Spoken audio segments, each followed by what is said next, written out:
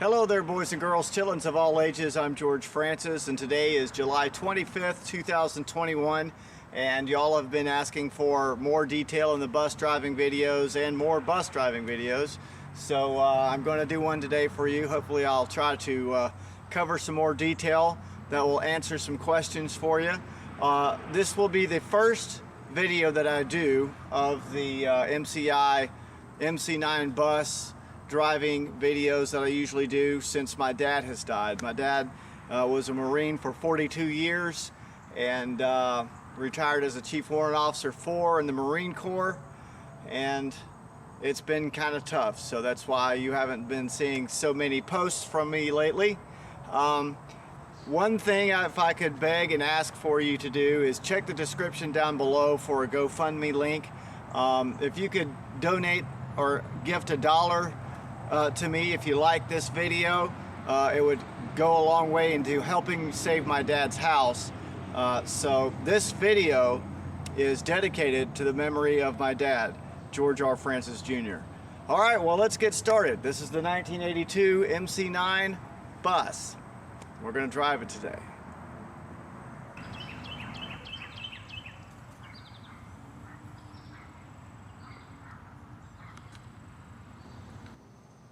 All right, well, first things first, it's a 1982 MCI MC9 bus. It is a Crusader II bus, and here are the specs actually direct from the internet. It's 40 feet long, overall width's about 8 feet wide, which makes it especially fun to drive on back roads or neighborhood roads. It's just excellent.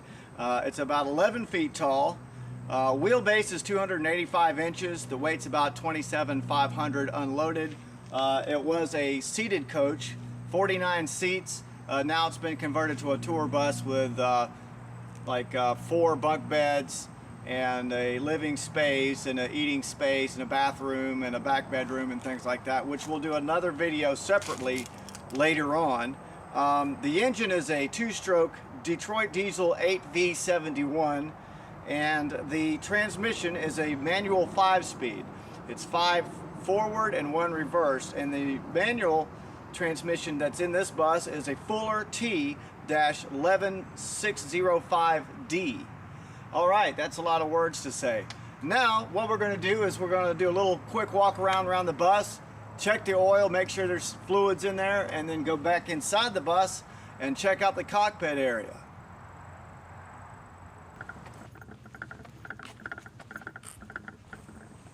All right, well, one of the first things you want to do, if not the first thing, is come back to the engine compartment and check all your fluids. This is an 8V71, as I stated earlier, and it has a lot of stuff on it that could go wrong. We're going to check the oil here, make sure there's some in there, and it's just the exciting part about driving a bus, isn't it? And we do have oil, so that's good. If we needed to add some, we could just pull off the oil fill right there and put some in there. You've got a box back here for remote starting. Not recommended unless you know for sure that the bus brakes are on and that it's chalked and that it's out of gear, because this bus will flat drive off without you if you were to start it in gear. So yeah, everything works. Got the original air conditioning that still blows out cool air, and the heat that actually still blows out hot air. So that's a good start right there. So now we're going to go on inside the bus and check out the cockpit area.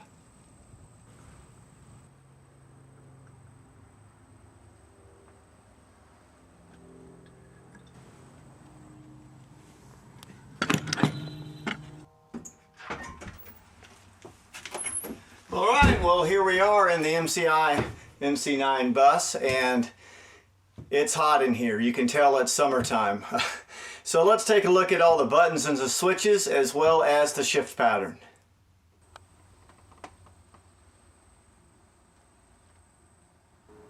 All right, well, here we are in the driver's compartment where all the fun happens. So what we're doing here is we're going to show you what all these great buttons do, and we're going to take a look at the dashboard cluster of the gauges and all the warning lights, and then we'll take a look at the shift pattern. But first things first, as we zoom in to all of our lovely row of switches here, we have, first off, the mirror heat, and what that does is that sends power to a filament behind the mirrors and supposedly melts snow and defogs mirrors and things. I've not had the chance or opportunity to use it in about 4 years of driving this thing because I usually don't drive in bad weather. Here you've got your reading lights. Those are the circular high power looking high focused beams that are above the former passenger chairs. Those were for reading, and you had control over those. Those are hooked up to nothing right now. They will be hooked up to other lights in the back. Then you've got your solenoid shift reverse. This bus does not have it because it's got 5 forward speeds and 1 reverse separate. The old 4-speed had a toggle switch that was a momentary switch. What you would do would be put the transmission into 2nd gear and then press down to make the bus go into reverse. Next, you've got the fast idle. You flip that up for while you're idling and you build air with that.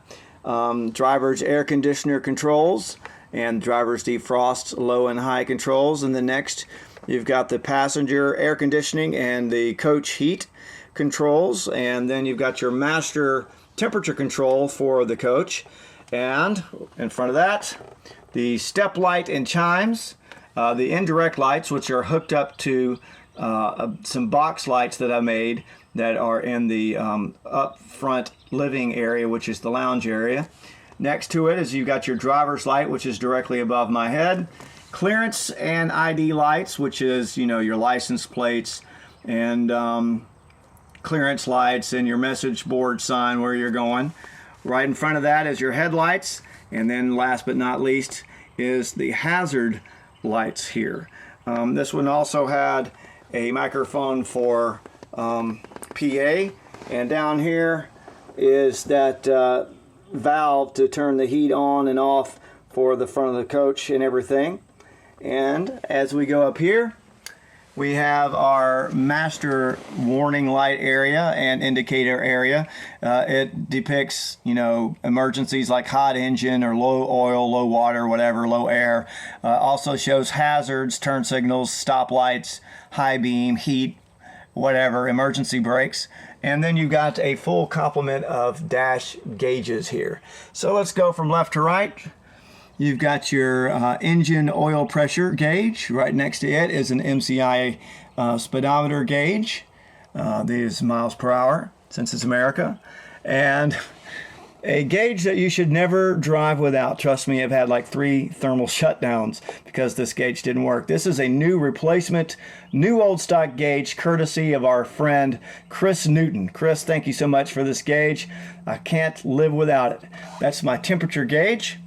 Below it is the voltage meter gauge, and a very important gauge right here. This is your air pressure. You should not drive below 60 psi. It should be 90 at least to 120, which is the safety range. And then another important gauge, your gas gauge. Right under here, you've got your engine emergency stop, the master start on and off switch, and then your starter switch, which is right there. And then of course your door, which does that. So yeah. So now we're going to take a look at the shift pattern. It's a 5-speed. So that means 5 forward gears and 1 reverse. So there's the shift pattern. Takes a little bit of getting used to. You've got to double clutch in and out of each one of these gears. Otherwise you turn it into hamburger meat. What I really don't like is reverse being in the first gear space on every other car in the world. That can be dangerous. But anyways, first, second, neutral's middle, third, fourth, fifth. Then you got your air lock override for the door there. I've got this also had TV and VCR and DVDs on it, and a radio that plays CDs and surprisingly enough SD cards, so you can do like pre-recorded announcements. There's your clutch and your brake and your fuel. That's your accelerator. And of course, got the nice gear shift there. All right, well, enough talking. Let's get this thing rolling here. Let's open the door and we will go and turn on the battery. And that battery is in here. So there's the on-off switch for the master power. So what we're going to do is we're going to flip those on. And now we should have power.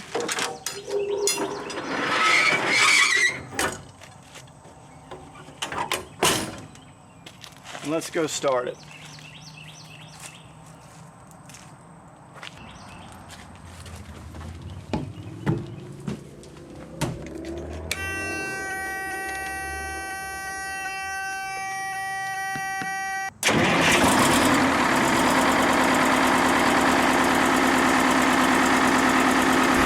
All right, well, it started. Let's take a look at our warning lights.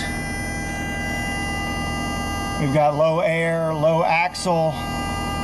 That's the tag axle there. Emergency brake, hot generator, and stoplight is on. And very low air pressure. It's about 40. So we're gonna not operate below 60 and try to get up to 90. And we'll be able to move the bus. And what I'm going to do is turn on the fast idle, and that's going to make things go a lot faster. And there we go.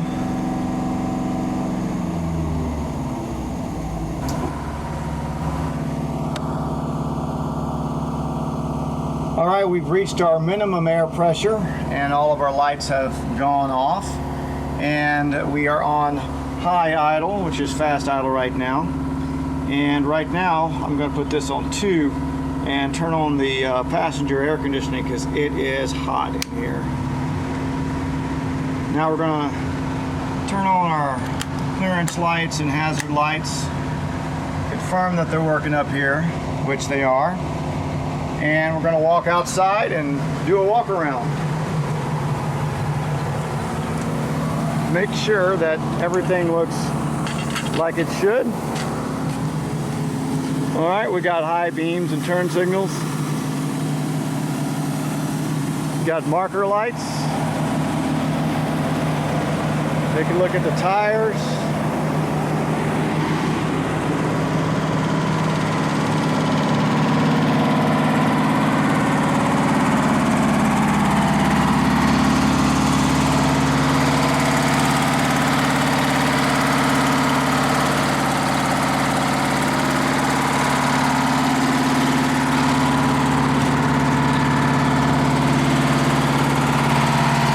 Good brake lights, turn signals.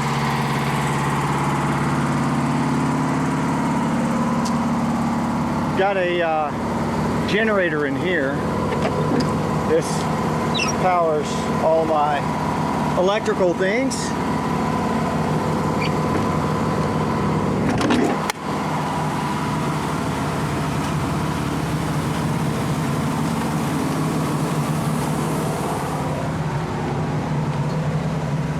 Pressure's building quite nicely. So now it's time to put on the driving glasses and take a ride. Alrighty. Put the seatbelt on here. Get my cool Top Gun driving glasses. This is just exactly what Tom Cruise wore. We're gonna put this puppy in gear and let's go.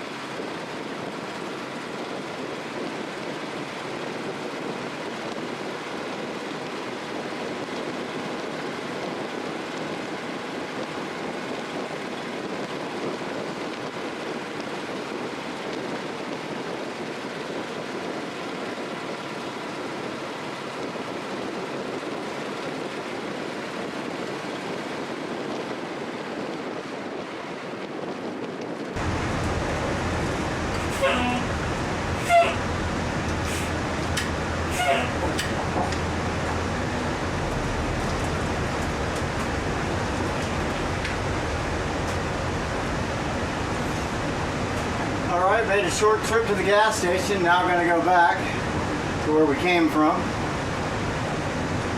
Put on my hazards so everybody sees me driving here.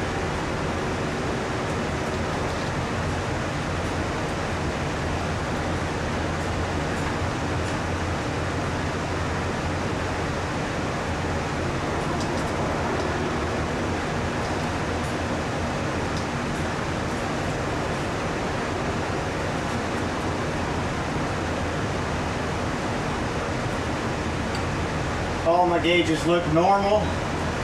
Engine's at good operating temperature. Also have cool air blowing out, thank goodness.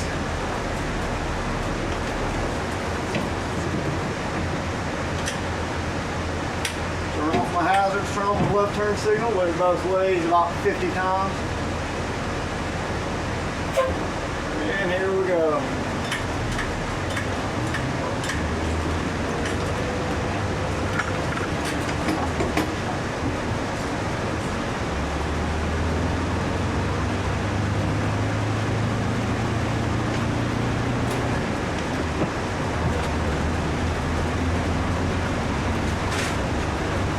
I love driving my bus. This is really fun for me.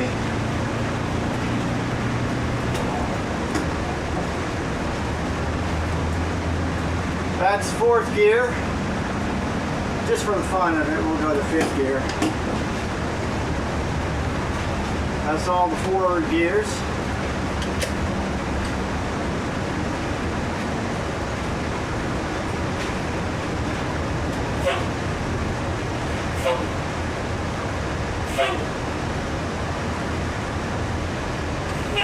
Gonna let the engine slow the bus down a little bit.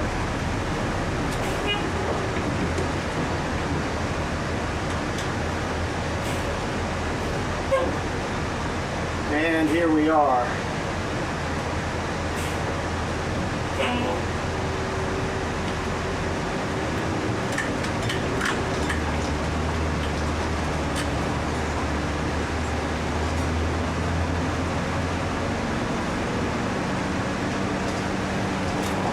Switch that lower gear.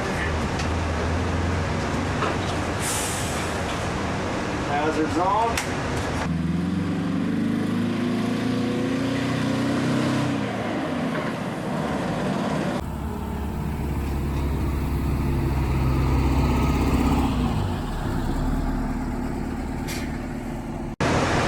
Gonna turn here and back up.